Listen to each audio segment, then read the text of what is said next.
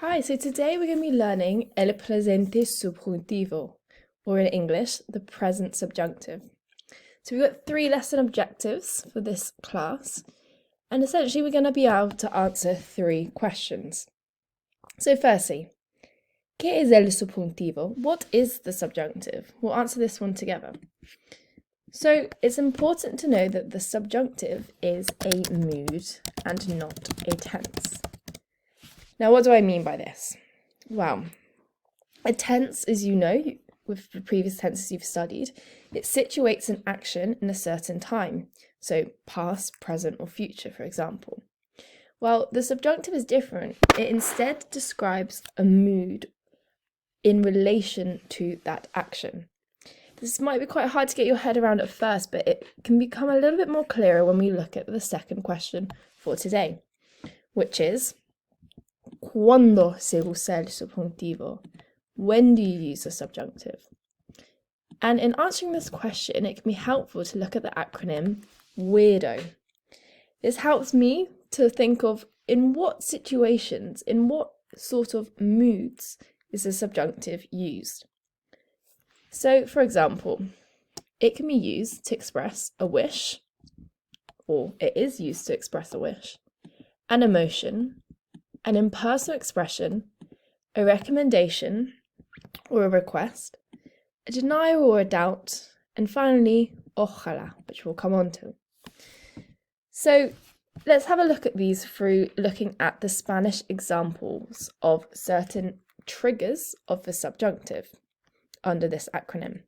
So we'll go through the translation in English together.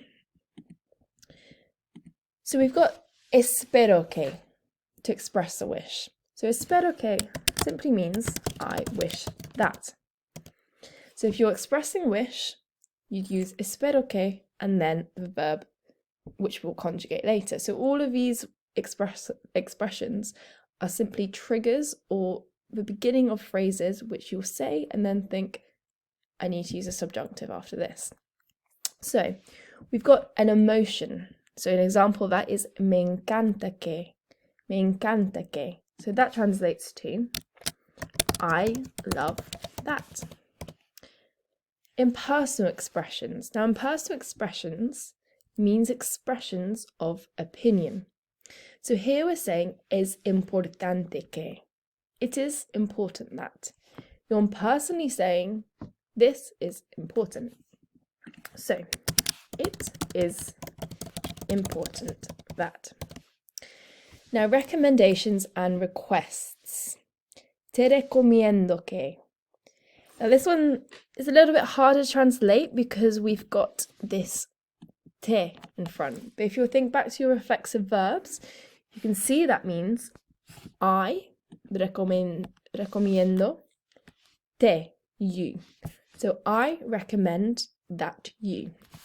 So that would be the English translation.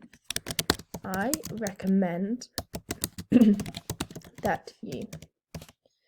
Okay, so then we've got dudo que. Now that means I doubt that. I doubt that. Finally, ojalá. Now ojalá is simply another way of saying wish. Simply saying espero que, I wish that. You can say ojalá que instead. They both mean exactly the same and you can use either one and people will understand exactly what you're saying. It's just 2 words with the same meaning. So all of these different expressions are different examples of moods, the mood of the subjunctive. So we've got these triggers, we've got these uses and examples of the subjunctive. But we haven't actually got to the subjunctive itself. For that, we need to look at the verb, which will follow these triggers. So that leads us on to our final question, which is ¿Cómo se usa el subjuntivo? How do you use a subjunctive? And I think it's best looking at it in 3 simple steps. Now, this first question we need to think when we've got a verb that we want to use in the subjunctive is, what is the first person present indicative form of a verb? Now, this is quite a mouthful, but we can break it down. So what is the first person? So by first person, what do we mean?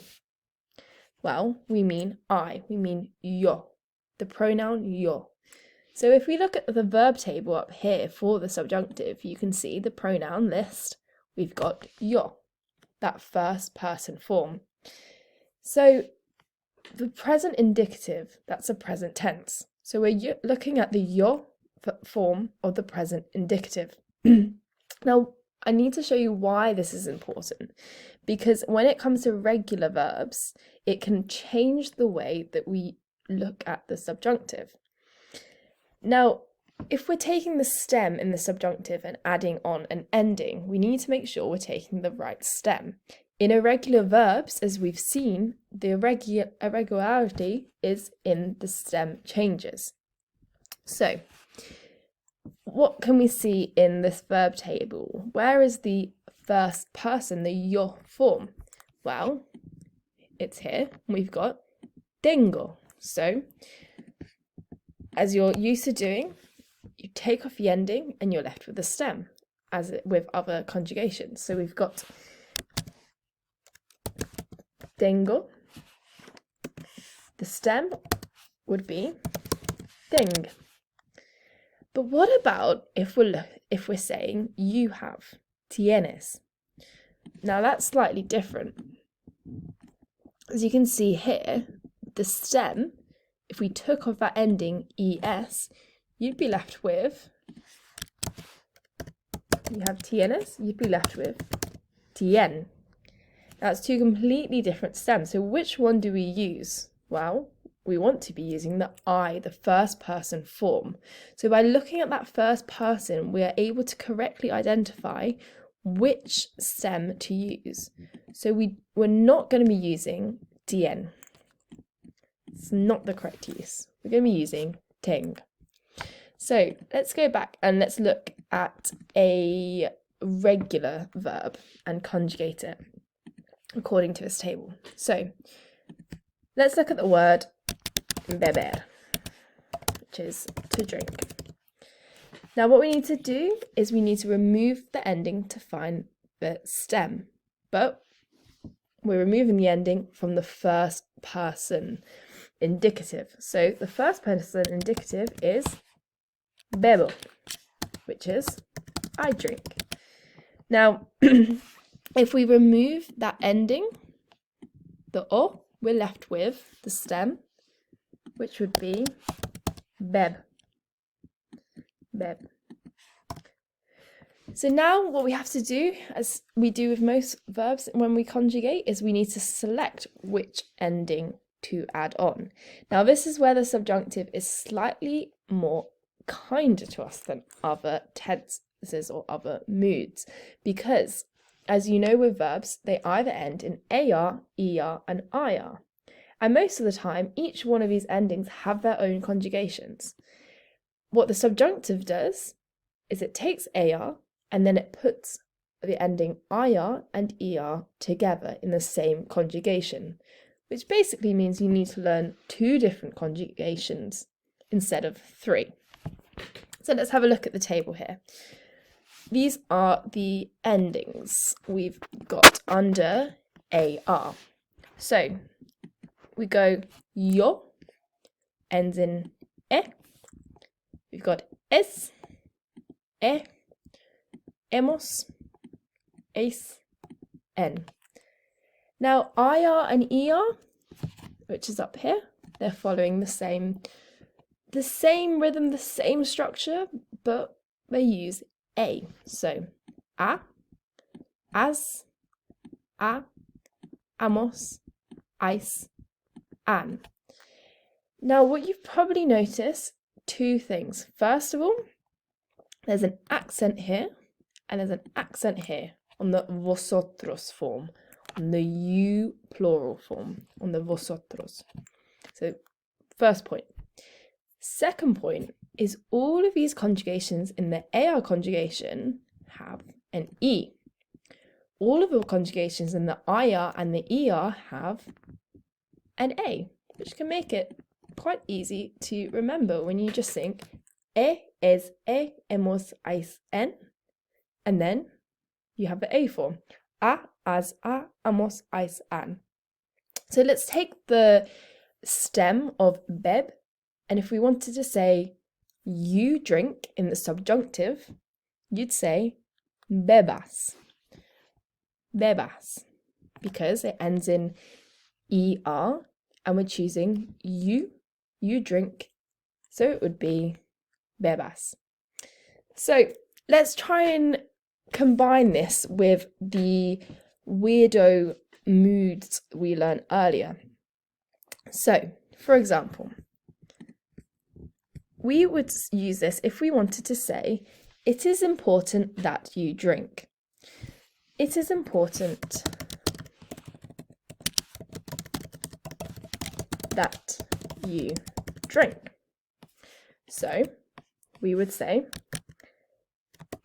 es importante que, as we already learned, it is important that, and then you think the subjunctive of you drink, the verb, which is what we've already looked at, which is bebas. So putting that all together, it es importante que bebas. It is important that you drink. So hopefully we've been able to answer all three of our lesson objectives, and you feel a little bit more comfortable now with the subjunctive. We've looked at what is the subjunctive, defined that it's not necessarily a tense, but it's a mood. We've tried to look at what constitutes a mood. What does a mood actually mean by looking at examples and using the acronym WEIRDO to decide in what certain situations you need to use a subjunctive. And then we've actually had a go at adding on the correct verb endings to form the subjunctive, and especially looking at the importance of identifying that first question of what is the first person present indicative form of the verb. So hopefully you feel a little bit more comfortable with the subjunctive now. And yeah, I hope you enjoy the lesson. Thank you.